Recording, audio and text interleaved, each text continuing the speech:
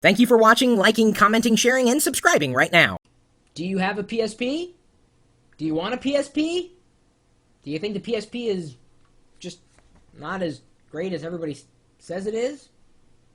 About the only thing I don't like about the PSPs that I've owned like the original version, and of course now the slimmer or PSP 2000 version.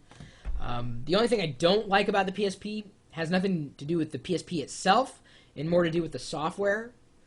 Sony just can't make good software. They can't. They have the inability to master software, at least on a computer, either Windows or Mac, or I guess Linux to a large degree.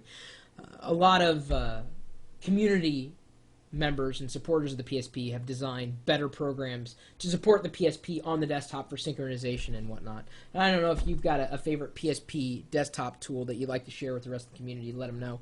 Feel free to do that. I've got top 5 tips for the PSP submitted by John from our community at live.pirillo.com as we've uploaded this to YouTube. These are just his tips. You may have different ones for the PSP. Feel free to submit them to me. Chris@pirillo.com is my email address. He suggests, number 1, keep all parts free of dust as much as possible. Just like a computer, dust can damage PSP components and even the screen.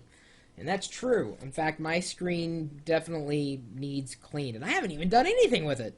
And it looks like I sneezed on the screen. I need to get one of those screen protectors, which you can get, or custom cut to the size or the shape of your screen. Number 2, buy a PSP case rather than a PSP pouch. And I would agree. A case is harder.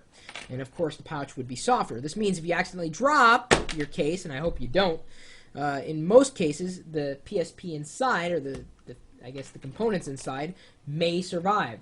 Or let me put it this way.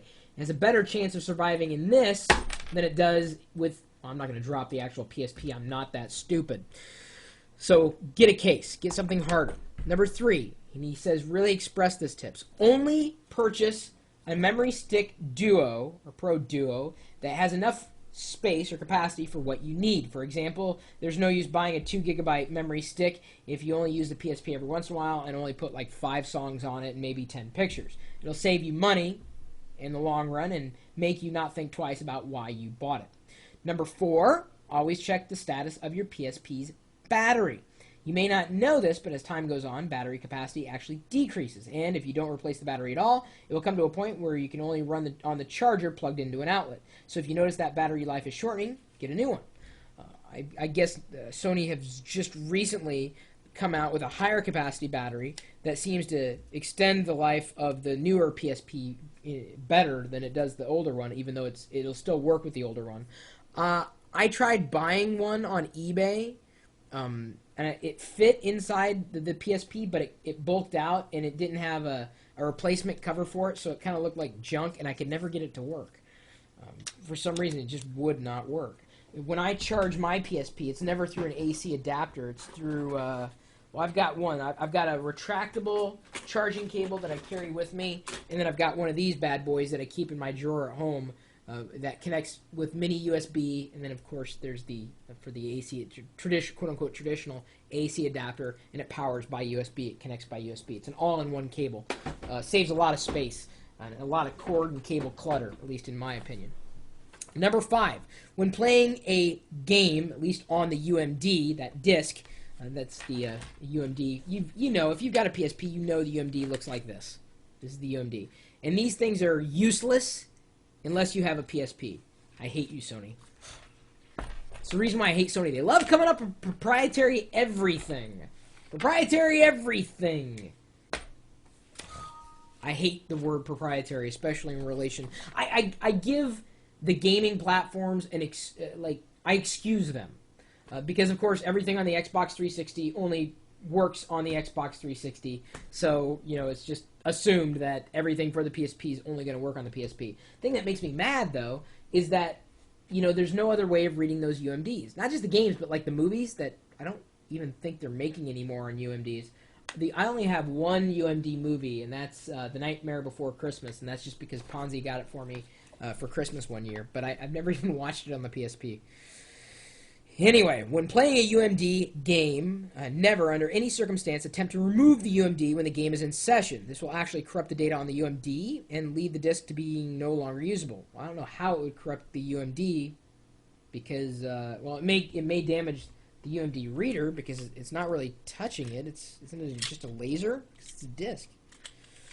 No matter, I don't think it's a good idea to remove anything when it's spinning around or when it's in operation. So I think that's a good tip for just about everybody or anybody.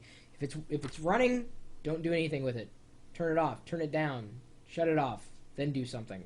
Make sure it's not in operation before removing a disk. I'd say that the same thing for any kind of operation on the PC.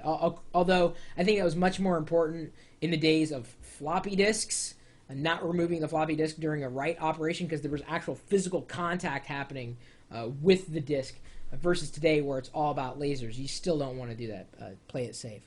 So those are his PSP tips. I don't know if they're awesome, but certainly they're things to keep in mind. Especially if you've never had a PSP before. Just keep these things in mind. Maybe you think you've got a better list of PSP tips that are unbelievable.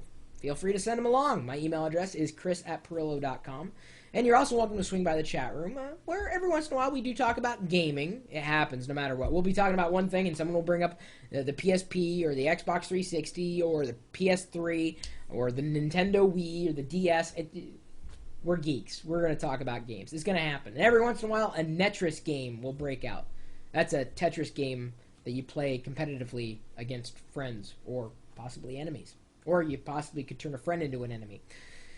Anyway, you're welcome to join us. We're typically talking tech 24 hours a day, 7 days a week, and feeding this live video out to you. It's going right now to 371 people. Is that right? Wow. 300 and some odd people at this point are watching the live video feed as we're pushing it out and sharing tips about technology with everybody at live.pirillo.com. We'll see you later.